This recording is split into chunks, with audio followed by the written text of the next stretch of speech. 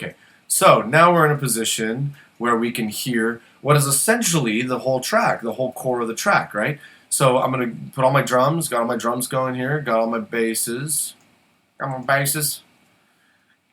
my percussion sum right here, and then I got my hat sum. Okay, so each one of these obviously would have been, well, I guess the drums didn't get a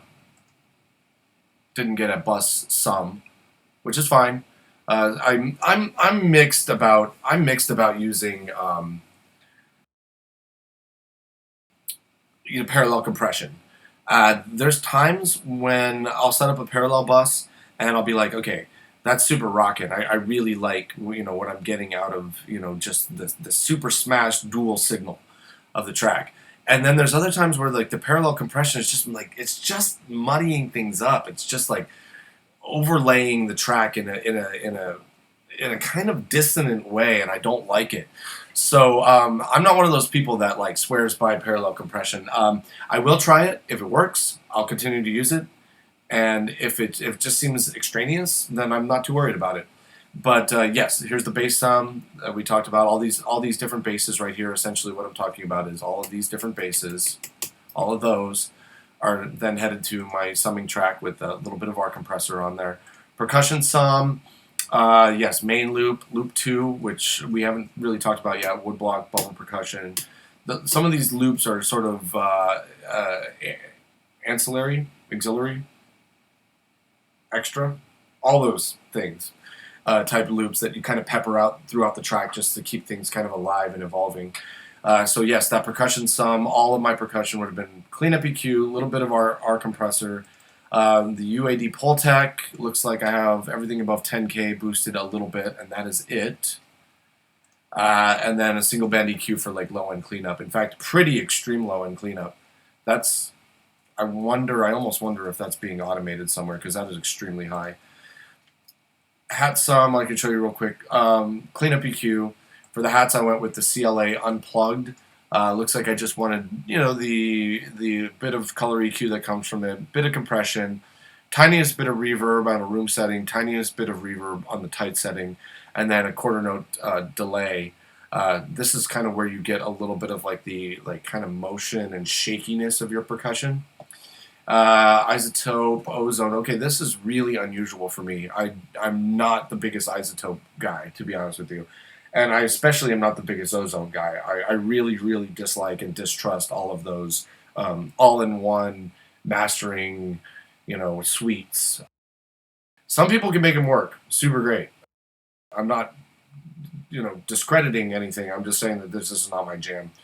So, yes, it looks like all of the bands would have been affected a little bit with Accipiter, just to kind of make them more interesting and alive, this harmonic saturation and fake harmonics, and then a little bit of stereo tools on the hat bus. Okay, so it's like all of that stuff makes sense to me at the hat sum. So this is essentially the core of the track right here. Drum mix, basses, percussion, hi-hat.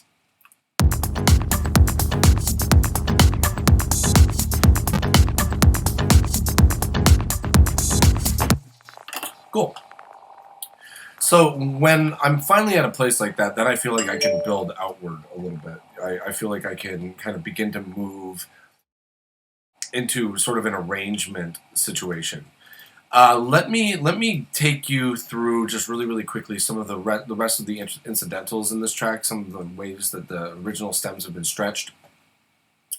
Kick drum, you heard, and then to start the track off, I used the same damn kick, but filtered off extremely heavily with some resonance on it. So basically, the track is starting off.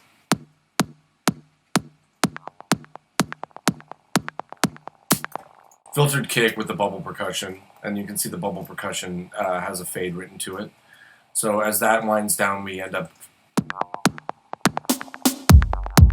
in the full kick, right? Makes perfect sense. It's how a DJ would play it. Okay.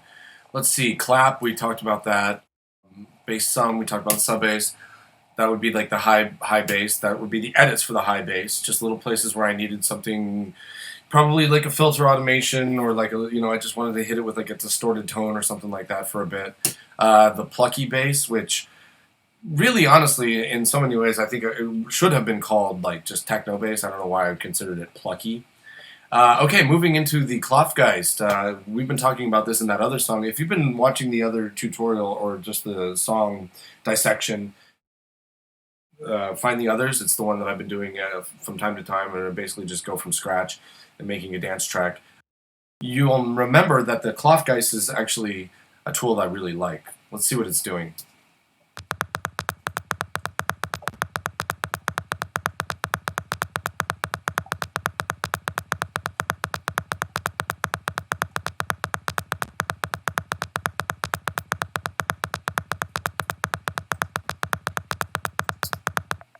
So Klopfgeist, let's see what this Klopfgeist is doing.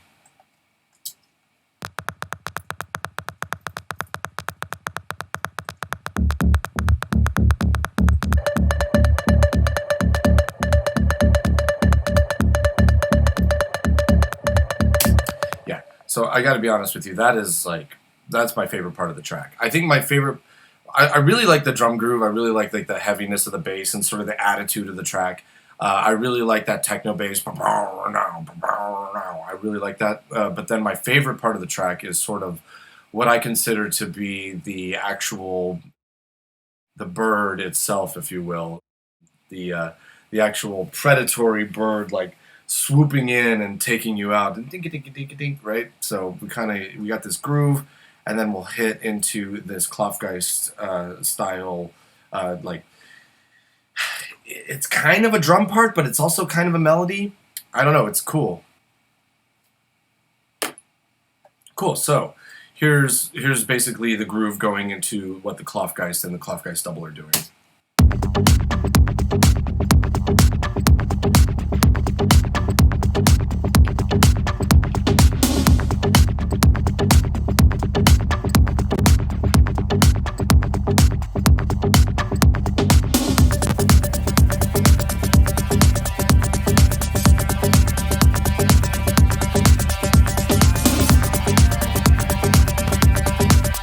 Right. And as you can see, there's the elements are really like interacting with each other here. So like what's happening with the scratchy loop, seeing it sort of like open up and seeing it kind of evolve and have like kind of filter characteristics is cool.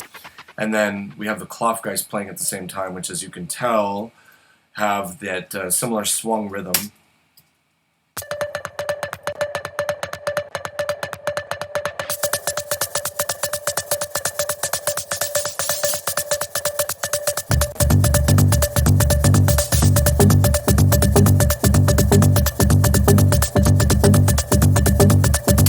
Cool. So what you're seeing here now is, remember how I was talking about the plucky thing? It was rendered down as audio.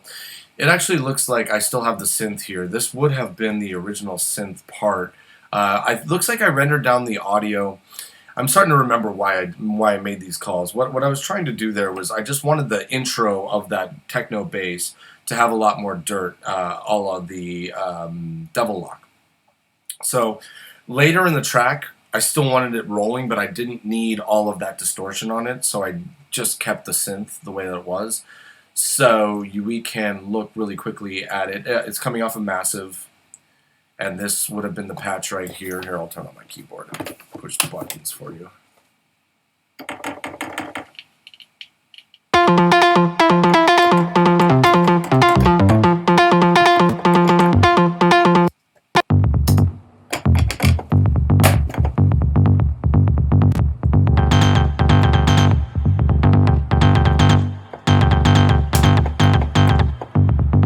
Cool. So here's the tone on its own.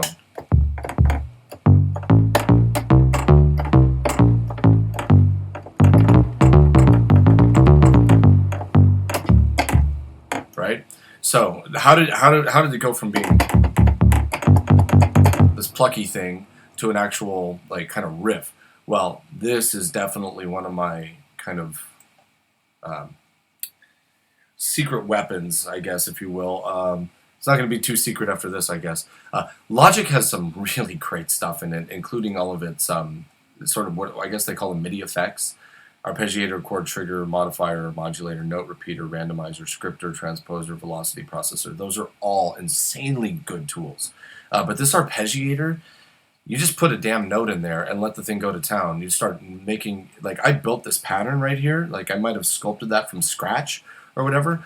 But you can see in bypass that the pluck just sounds like this.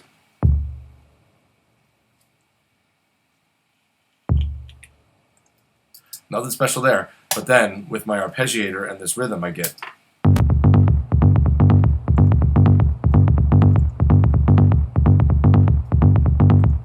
Which is essentially like the motif, it's the theme of the track. Cleanup EQ, little FF Saturn for saturation, 4 bands. Looks like most of the activities sort of in the mid-band, high mid-band, if you will. Just to kind of give it like a little bit more weight. Those didn't get used. This would have been sent off to the Big Verb. Yeah, Arts Acoustic. That's the reverb I couldn't think of earlier. I like this Arts Acoustic reverb. It's definitely a carryover from my trance days, but a little bit of that goes a long way. So, Bastard V-Bass. I don't know why the hell I called it that. Let's see what's going on here. Yeah, it's basically just that kind of like, you know, acid double mid-bass sort of thing. Again, with the ARP on it. So if I was to turn that off and all my processing off, you're just going to hear bonk.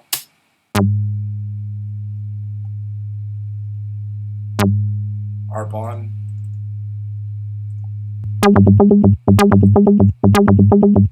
So much cooler. Gain to bring it down. It looks like you got a little hot on the way in. Cleanup EQ. What do I got here? Oh, just a filter. Probably for automations. Here's that Nicky Romero plugin I was talking about. So isn't it sort of interesting how just a single synth note run through the arpeggiator creates a certain articulation rhythmically, okay? So, but now when I put the Nicky Romero on, we almost have like a totally different rhythmic articulation. Right? Kind of thing. LFO Tool, I think this is where my actual, okay, so I just wanted to get rid of everything below about 400 hertz. Everything below 400 hertz is being heavily ducked. So again, two side chains. Looks like I might have some filter automation going on inside of LFO Tool. Let's double check. Yeah. So the cutoff is being sent to LFO1, and the LFO1 is modulating the cutoff. So it's like basically like internal modulation, internal like, you know, just synth modulation routing where I'm getting instead of boom boom boom boom boom boom boom boom boom boom boom, I'm getting that little bit of wah and a boom wow boom boom wow boom kind of thing, right? And that's all internal modulation from LFO Tool. Single band EQ for low end cleanup. Yep, everything below 106 is just cut. So the relationship then of the basses is pretty cool because you have the Klopfgeist, you have the sub bass, you've got your plucky stuff going on, and this is it. And I'll take it just a little bit before the Klopfgeist comes in.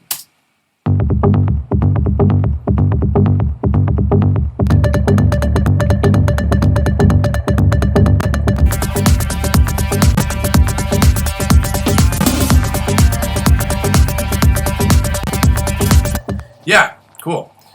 This, I have no idea where some of these things come from. You just producing can be so stream of consciousness, especially like in the dance world. It's like, you know, writing songs and stuff like that on the guitar, you have a little bit more perspective. But when you're just like flying through folders and sound banks and libraries and plugins and stuff like that, you're just like, I don't know how I got here, but I'm glad I did.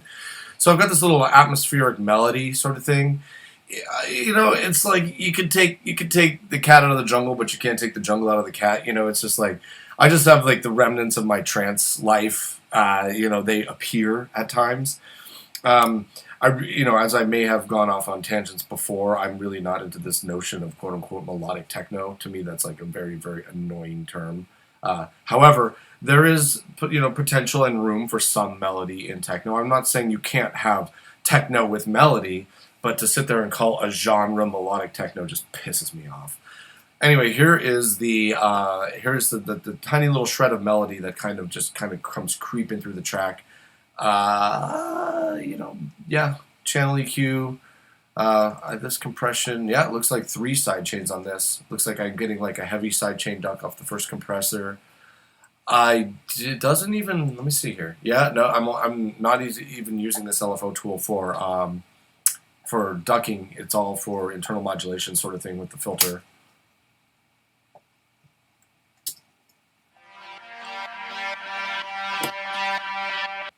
Right, I love that kind of stuff.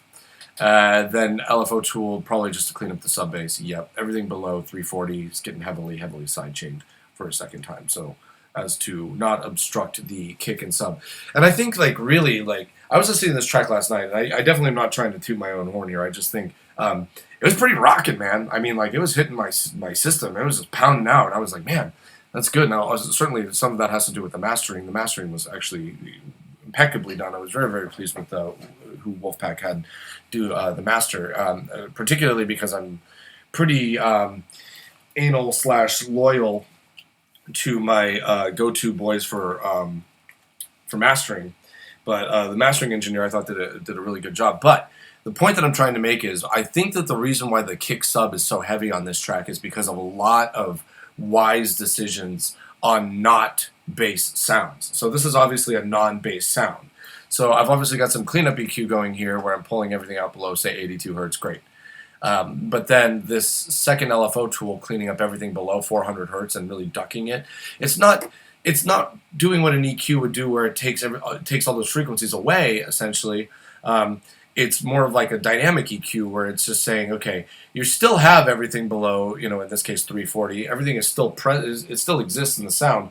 It's just getting ducked heavily on that quarter note. So you're getting you're still getting the balls, if you will, and body of the tone, but the sidechain compressor is getting all of the low end out of the way of that all important kick drum, that kick sub relationship. And that, in my opinion, is kind of what made the track feel really heavy in terms of the bass and sub bass. A little filtering down via let's see, this would have been done on the EQ. Yeah, just a little filter up, little filter down, like typical band passing, right? I suppose we can see that. Some people might be interested in this. There's a million ways to do this. I don't think it's lazy. I just think it's smart. Like I'll usually put my high pass filter on and my low pass filter on anyway, and then when I need like a band pass filter, I'll just go ahead and automate the two of them.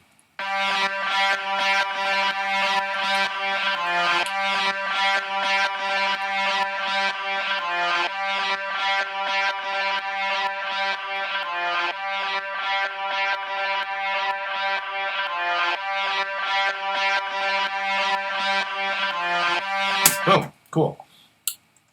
Those are like just ear candy tricks, like just kind of good dance floor technique. All right, let's see here. That's pretty much that's the core of the track: the kick, sub, percussion elements, and bass elements. Let me show you a last couple of percussion elements, the sort of intermittent stuff that happens here. I've got a woodblock sound. Yeah, that thing is really cool. So if I turn off Delay Designer, essentially it's a single woodblock stab sent through 16th note pitch climber on Delay Designer. So without it, right, I'm getting that little slapback via the verb suite, which again is the slate reverb that I'm very fond of. So yeah, so that's basically just a very simple programmed woodblock sound, then being turned into something pretty darn cool via delay and reverb.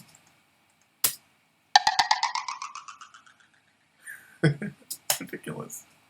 And with the kind of bird theme and everything like that, I like, the fly away kind of thing is pretty cool. Let's hear it in the track.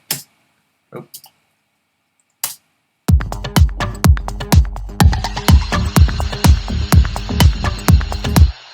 Really cool. Little things like that go a long way. Okay, so let's see what else we have not talked about. Dirty loop, that comes later. This is sort of like a breakdown loop sort of thing. I think we just reintroduce or not reintroduce, but introduce a brand new loop later in the track to add interest. Let's see what it is. Yeah. 。 . 。 . . . . . . . . . . . . . . . . . . . . . . . . . . . . . . . . . . . . . . . . . . . . . . . . . . . . . . . I don't know if I programmed that or if I edited that or where that came from necessarily, but to me that's like a really cool support loop, particularly when the drums are out. So that combination of the filtered kick, the dirty loop, and then the rest of the proper percussion really make for some interest in that breakdown. Let me see if there's any automation on it. No, there is not. So dirty loop in the track.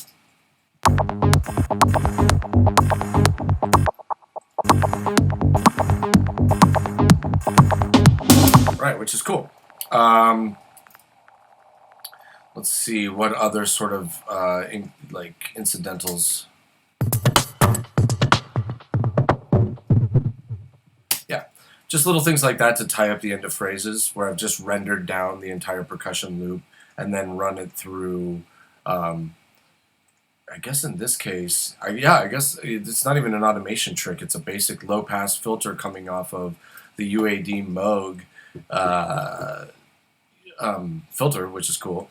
It's being bussed off to the R verb, and then also being sent to isotope for a little bit of dirt on it. So, as you can see, as the phrase winds down, those filtered percussions give me a lot more boomerang on the dance floor.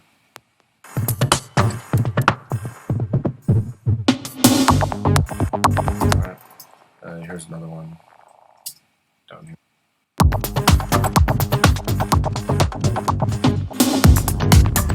So those little filter down things to kind of reintroduce the plucky bass for the outro, which is cool. Let's see here. Let's get into some of the kind of alien textures and drones. Drone 1.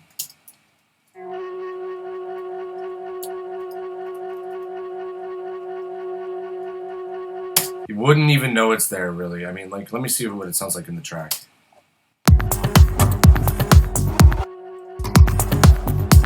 Weird like noise, and I think what's happened there, yeah, you can see if I throw it into flex mode, like it's probably just a single note off of a synth, like bow, and then rendered down as audio and then stretched all to hell.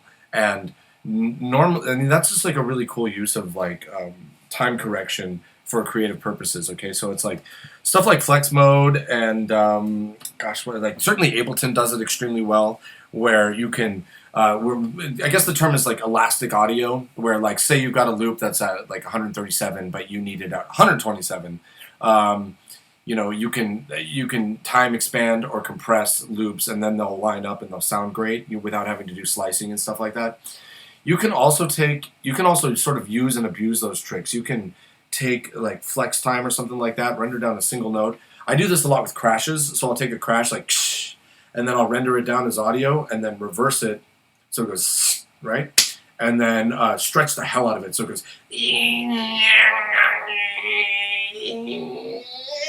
right? It's so cool. I love that kind of stuff. You add a little bit of distortion to that and you get all this like crazy aliasing off of things. I like that. So that's drone 1. Drone 2.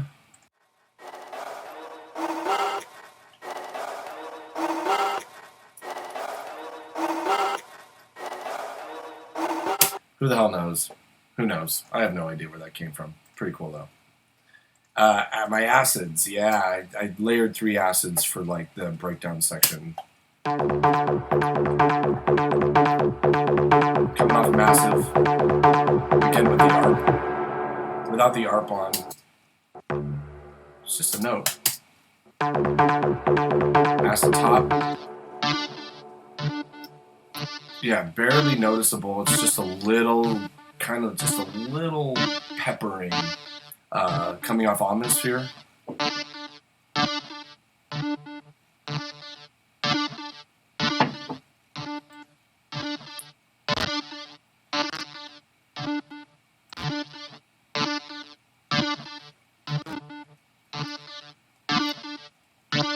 Cool. And then here's on this one.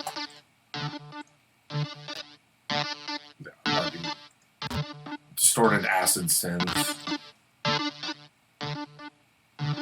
Those are the settings to get it there.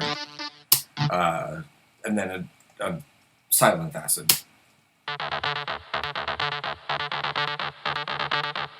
I think they're all filtered. Yeah. Filtered automations, cutoffs, all that sort of stuff. And then all 3 of them. Right,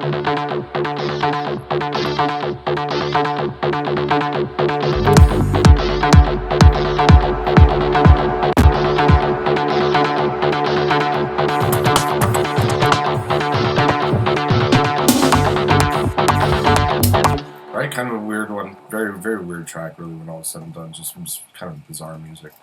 Yes, so that would be the core of the track. Now, crashes, stabs, reverses, that sort of stuff. It's really dry. It's really not that interesting. I find it. I find it really, really tedious to do. In fact, I find it. But it's so darn necessary. I mean, like when you essentially just look at my what I'm calling two different things. I'm either calling them effects or I'm calling them incidentals. We talked about that in another video, essentially, where I was thinking like a lot of like this the staggered and sporadic kind of like smaller region stuff that float through tracks. Some of it are effects. Some of it I would consider effects. Some of it I would consider more to be like weird incidental things that just kind of keep the track interesting. So like to me, effects are like swoops, like swooshes and swoops and white noises and that sort of thing. So it's like just really, really quickly, if I hit solo on my effects, you can see all the effects running through the track. Obviously, it's just going to be like a lot of like uplifters, downlifters, white noise, and automations and stuff like that. So that starts the track. I mean, this might, yeah, cool spooky sound.